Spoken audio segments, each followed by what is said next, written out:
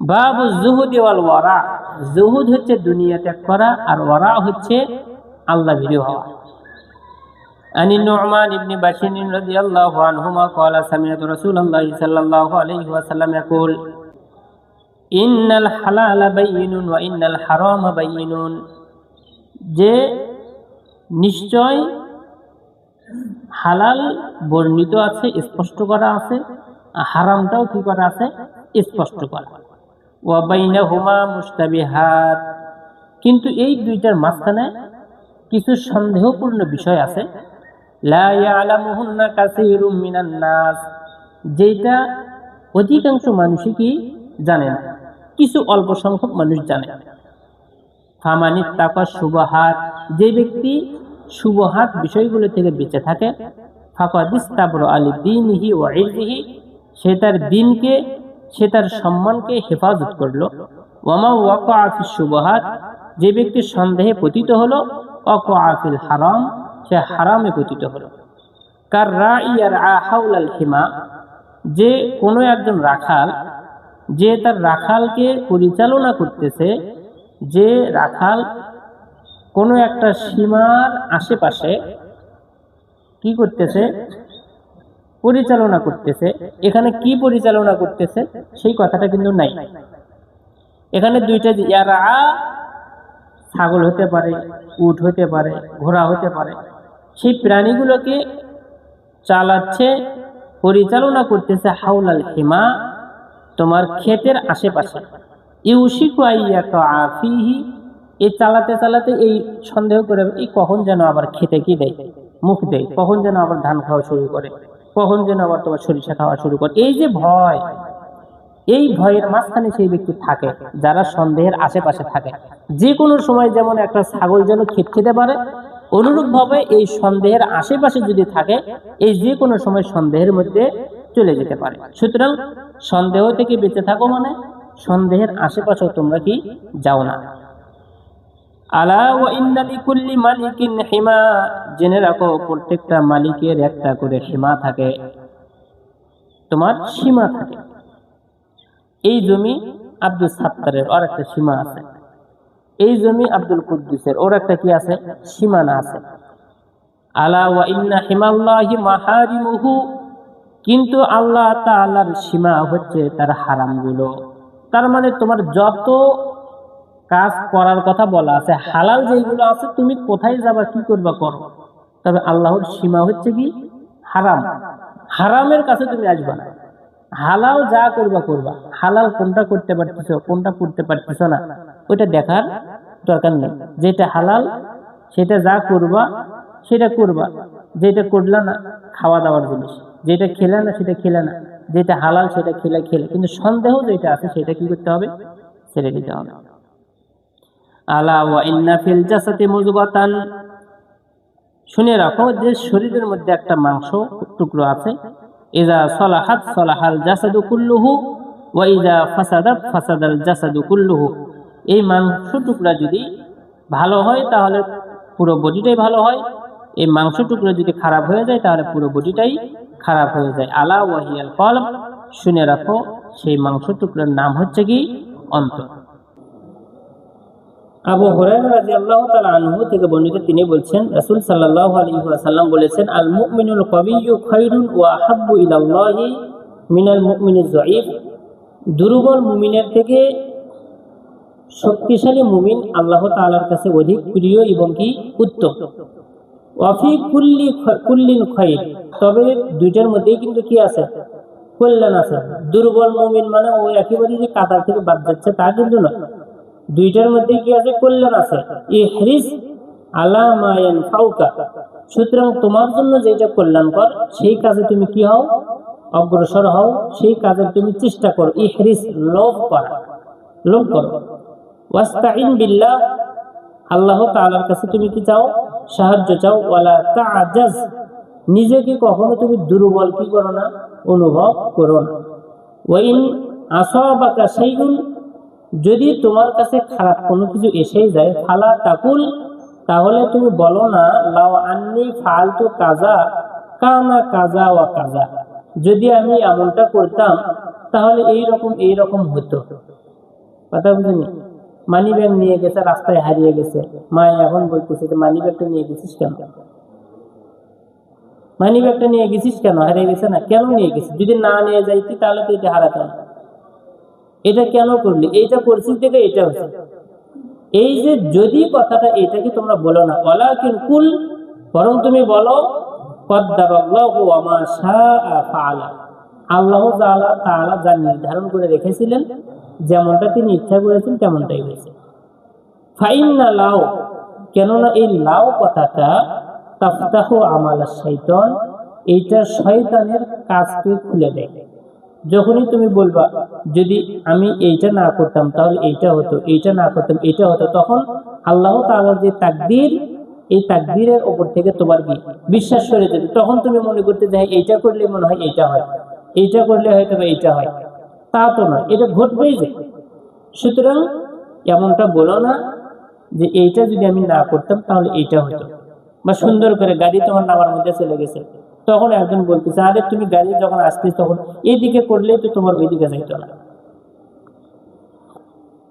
وعن عياذ بن حمار رضي الله عنه قال قال رسول الله صلى الله عليه وسلم إن الله أوحى إلي, নিশ্চয় আমার কাছে ওহী হয়েছে যে আন তাওয়াযু, তোমরা বিনয়ী নম্র হবা, হাত্তা লা ইয়াবগি আহাদুন আলা আহাদিন, এতটাই বিনয়ী নম্র হবা যে একজন আরেকজনের উপরে অত্যাচার করবে না, ওয়ালা ইয়াফখারু আহাদুন আলা আহাদিন, একজন আরেকজনের উপরে গর্ব অহংকার করবে না। ওয়ান আবি দারদা রাদিয়াল্লাহু আনহু আনিন নবী সাল্লাল্লাহু আলাইহি ওয়াসাল্লাম قال মান রাদ্দা আন ইরজি আখিহি বিল গায়বি, অনুপস্থিত থাকাতে কোন ভাইয়ের সম্মান যদি নষ্ট হওয়া থেকে প্রতিহত করে।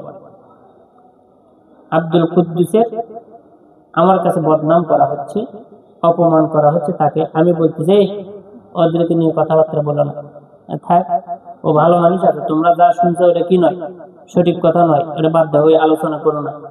সম্মান যদি রক্ষা করে, রাদ্দাল্লাহু আন ওয়াজহিহি নার ইয়াউমাল কিয়ামা, কিয়ামতের দিন আল্লাহ তাআলা তার চেহারাকে জাহান্নাম থেকে দূরে রাখবেন।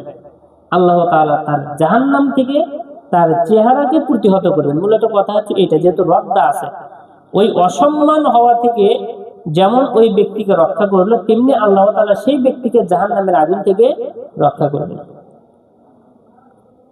ওয়ান আবি হুরায়রা রাদিয়াল্লাহু তাআলা আনহু قال قال رسول الله صلى الله عليه وسلم মা নাকাসাত সাদাকাতুম মিন মালিন, সাদাকার কারণে মাল কমে যায় না। ওয়া মা যাদাল্লাহু আবদান, আল্লাহ তাআলা বান্দার ক্ষমার কারণে মর্যাদা বেশি করে দেন না, ইল্লা ইজ্জান, তবে ইজ্জত বেশি করে দেন। ওয়া মা যাদাল্লাহু আবদান, আল্লাহ তাআলা বান্দাকে অতিরিক্ত করে দেন না, তবে বিআফবিন, ক্ষমার কারণে, ইল্লা ইজ্জান, তার ইজ্জত কি করে দেন, বাড়িয়ে দেন। তোমার কাছে এক ভাই ভুল করছে, তুমি তাকে ক্ষমা করে দিবে, তোমার সম্মান আল্লাহ তাআলার কাছে কি যাবে, বেড়ে যাবে। ওয়া মা তাওয়াযা আহাদুন লিল্লাহি ইল্লা রাফাহু, তোমাদের কেউ বিনয়ী নম্র হয় না, তবে যখনই বিনয়ী নম্র হয় তখনই তার সম্মান আল্লাহ তাআলার কাছে কি বেড়ে যায়, মর্যাদা বেড়ে যায়।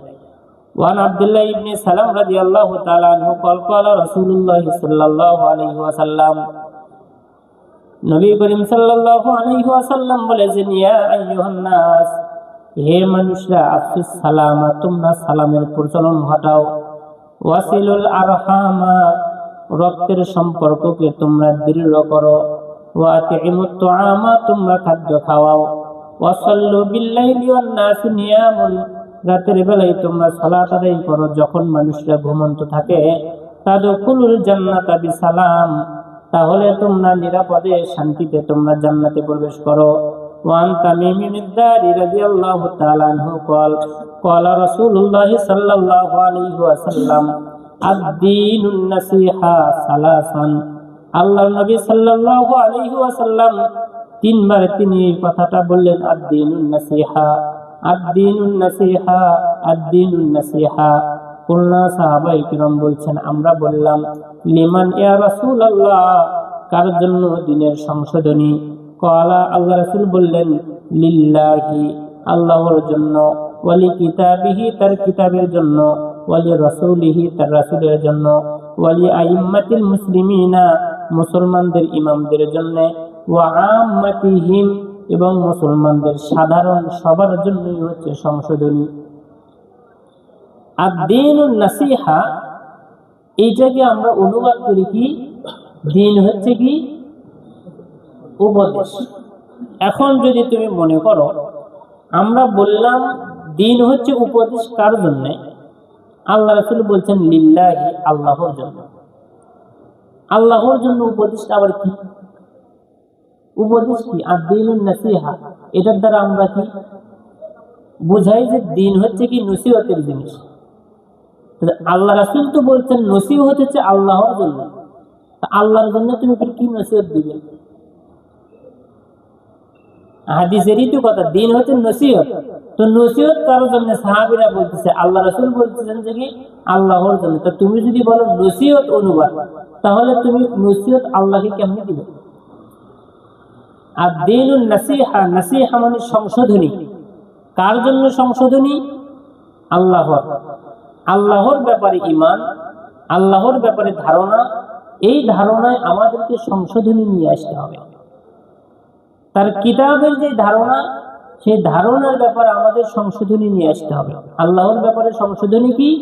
আল্লাহ তাআলা তিনি সপ্ত আসমানের উপরে থাকেন, তিনি সর্বত্র বিরাজমান নন, মানুষের অন্তরে অন্তরে নন, যত কাল্লা তত আল্লাহ নন। আল্লাহ সুবহানাহু ওয়া তাআলা তিনি আকার আছে তার, তবে এই আকার তিনি যেমন তার সাথে যেভাবে মানায় তিনি সেইভাবে আকার। তার হাত আছে, তার পা আছে, কোরআন এবং সুন্নাহতে তার যেই যে সিফাতগুলোর কথা বলা আছে তিনি সেই রকম। তবে এই হাত কার মতো? আমাদের মতো নয়। অনেকেই বলতেছেন লাইসা কামিসলিহি শাই, তার মতো কেউ নয়। তার মানে আমাদের যে হাত আছে, এই হাত আমাদের আছে দেখে আল্লাহ তাআলার হাত নেই, এই কথার দ্বারা এইটা বুঝ নয়, বরং আল্লাহ তাআলার হাত আছে, এই হাত আমাদের হাতের মতো নয়। তার জন্য হাত হওয়াটা যেই রকম মানানসই, তার জন্য হাত হওয়াটা যেই রকম সম্মানের, তার হাত হওয়াকে যেইভাবে তিনি পছন্দ করেন তার হাত সেই রকম। আল্লাহর জন্য সংশোধনী, এটা আমাদেরকে এইভাবে সংশোধন হতে হবে। ওয়ালি কিতাবিহি, তার কিতাবের জন্য সংশোধনী। কিতাবের সংশোধনী কি? কোরআন হচ্ছে সর্বশেষ কিতাব, আল কোরআনুল কারীম, যা মুহাম্মদ সাল্লাল্লাহু আলাইহি ওয়াসাল্লামের উপরে নাজিল হয়েছে। কোরআনের সংশোধনী কি? অনেকেই বলে থাকি কোরআন হচ্ছে 60 পারা, 30 পারা হচ্ছে জাহিরি, 30 পারা হচ্ছে কি বাতিনি। জাহিরিটা আমাদের সামনে আছে, বাতিনিটা আমাদের সামনে নেই। তো আমাদের সামনে যদি বাতিনি না থাকে, তো বাতিনিটা থাকলো কার কাছে? তো বাতিনি থাকার কথা, তো ওটা আবার তো প্রকাশ হলো কেমনে? সিয়াম বাতিন মানেই তো গোপন, তো প্রকাশ কেমনে হলো? আমরা যদি দেখতে না পাই তো কোন পীর আছে ও আবার এটা দেখতে পাই? বাতিন মানেই তো গোপন, তো গোপন তো গোপনই থাকার কথা, সেটা আবার প্রকাশ হলো কিভাবে? 60 পারা কোরআনের বিবরণ আমাদের কাছে দেওয়া হয়, এটা কোরআনের জন্য সংশোধনী নয়। কোরআনের সংশোধনী 30 পারাই হচ্ছে কি কোরআন, যেটা পরবর্তীতে এটা স্তর বাই স্তর করা হয়েছে। ওয়ালি রাসূলিহি, তার রাসূলের জন্য সংশোধনী। রাসূলের সংশোধনী কি? মুহাম্মদ সাল্লাল্লাহু আলাইহি ওয়াসাল্লাম খাতামুন নবিয়্যিন, তিনি হচ্ছেন কি সর্বশেষ নবী। রাসূলের জন্য সংশোধনী, তিনি কোনো গায়েব জানেন না, তিনি হাজির নাজির নন, কোথাও তিনি উপস্থিত হতে পারেন না। তিনি যে গায়েবের বিবরণগুলো আল্লাহ সুবহানাহু ওয়া তাআলা চেয়েছেন, তিনি সেইভাবে গায়েবের বিবরণগুলো তিনি দিয়েছেন। তিনি নিজের থেকে কোনো বিবরণ দিতে পারেন না, তিনি দিবেনও না। কেননা সূরা নাজমে বলতেছেন যে ওয়া মা ইয়ানতিকু আনিল হাওয়া, তিনি নিজের থেকে কিছুই বলেন না। ইন হুয়া ইল্লা ওয়াহী ইউহা, তাই তিনি বলেন যেটা তার কাছে ওহী করা হয়। বলে আইম্মাতিল মুসলিমিনা, তোমার মুসলমানদের ইমামের ব্যাপারে কি ধারণা? মুসলমানদের ইমাম, তাদের কি করা চলবে না? বিরুদ্ধাচরণ করা চলবে না। সেই ইমামরা যদি কোনো পাপ কাজের আদেশ করে, সেই পাপ কাজ মেনে নেওয়া যাবে না। কেননা লা তাআতা লি মাখলুকিন ফি মাসিয়াতিল খালিক, সৃষ্টির অবাধ্যতায় তাদের কোনো কি নাই, আনুগত্য নাই। ওয়া আম্মাতিহিম, সাধারণ মানুষদের মধ্যে সংশোধনী, কিভাবে তাদের মধ্যে ঝগড়া বিবাদ মীমাংসা করে দেওয়া যায়, কিভাবে তাদের একে অপরের সাথে সুন্দর পরামর্শের ভিত্তিতে একে অপরের সাথে সুন্দর ব্যবহার চলাফেরা ওঠা বসা হয়, এইগুলো হচ্ছে সংশোধনী, ঠিক করে নেওয়া, ঠিক করে দেওয়া। এটাই হচ্ছে কি আদ-দীনুন নাসিহা, দিন হচ্ছে কি সংশোধনী। ওয়ান আবি হুরায়রা রাদিয়াল্লাহু তাআলা আনহু قال قال রাসূলুল্লাহ সাল্লাল্লাহু আলাইহি ওয়াসাল্লাম, আল্লাহ রাসূল সাল্লাল্লাহু আলাইহি ওয়াসাল্লাম বলেছেন, আকসারু মা ইউদখিলুল জান্নাতা, জান্নাতে যা বেশি বেশি প্রবেশ করাবে সেটা হচ্ছে তাকওয়াল্লাহ, আল্লাহর ভয়, ওয়া হুসনুল খুলুকি, উত্তম চরিত্র, সুন্দর চরিত্র। ওয়া আনহু রাদিয়াল্লাহু আনহু قال قال রাসূলুল্লাহ সাল্লাল্লাহু আলাইহি ওয়াসাল্লাম, ইন্নাকুম লা তাসাউনা নাসা বিআমওয়ালিকুম, যে শোনো তোমরা মানুষদেরকে মালের মাধ্যমে অর্থ সম্পদের মাধ্যমে তোমরা খুশি করতে পারবে না। ওয়ালাকিন লিয়াসাউহুম মিনকুম বাসতুল ওয়াজহি, কিন্তু তোমরা সুন্দর চেহারাতে মানুষকে কি করতে পারো? খুশি করতে পারো। ওয়া হুসনুল খুলুকি, এবং উত্তম চরিত্রের মাধ্যমে তোমরা মানুষকে কি করতে পারো? খুশি করতে পারো। অর্থ সম্পদ দিয়ে মানুষকে কি করা যায় না? খুশি করা যায় না। وعنه رضي الله عنه قال قال رسول الله صلى الله عليه وسلم المؤمن مرآة أخيه المؤمن, মুমিন হচ্ছে তার আরেকটা মুমিন ভাইয়ের কি আয়না। আয়না দেখে দেখে যেমন মানুষ কি করে?